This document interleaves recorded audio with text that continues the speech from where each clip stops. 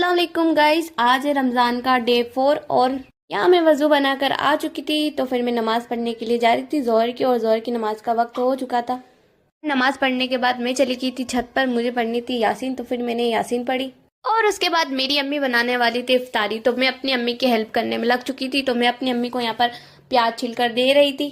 और हमारे यहाँ आज मेरी अम्मी इफ्तारी में बनाने वाली थी ब्रेड पकौड़ा और अंडा पकौड़ा।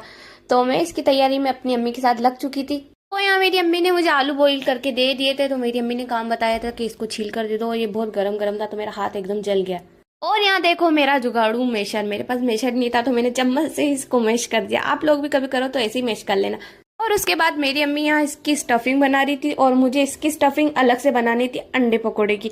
तो मैंने मेरी अम्मी को बोला कि ये काम मुझे दे दो, इसकी स्टफिंग मैं तैयार करती हूँ। चलो कैसे करती हूँ आप लोगों को दिखाती हूँ। तो मैं यहाँ इसके अंदर सारे मसाले ऐड कर दिए थे। तो मैं बार बार यूट्यूब से वीडियो देख देख कर बना रही थी। मैं बार बार ढूंढ रही थी कि इसके अंदर क्या डालना, कैसे करना है।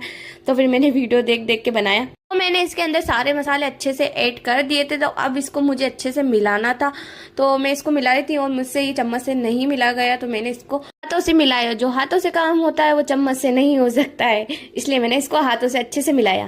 और इसे मिलाने के बाद मैंने इसको थोड़ी देर के लिए सेट होने के लिए रख दिया था। फिर उसके बाद अंडे के 2 टुकड़े करके मैंने इसके ऊपर आधा अंडा और आधा ये मसाला, इन दोनों को एकदम मतलब चिपकाना है गोल गोल करके, मतलब आधा अंडा आधा मसाला। और फिर मैंने इनको एक एक करके सबको अच्छे से बनाने की कोशिश करी। तो ये मुझसे सब अच्छे से बन चुके थे। फिर बाद मेरा काम तो खत्म हो चुका था। फिर मेरी अम्मी भी ब्रेड बड़े में उसकी स्टफिंग फिल कर रही थी, और मेरी अम्मी के भी ये ब्रेड बड़े बिल्कुल बनकर तैयार हो गए थे, मतलब अभी तलना बाकी था। और मेरा भी काम खत्म हो चुका था इसका। फिर उसके बाद मुझे बनाना था यहाँ पर बेसन का घोल, इसके अंदर जो कोट करके फिर इसको तलना था ना।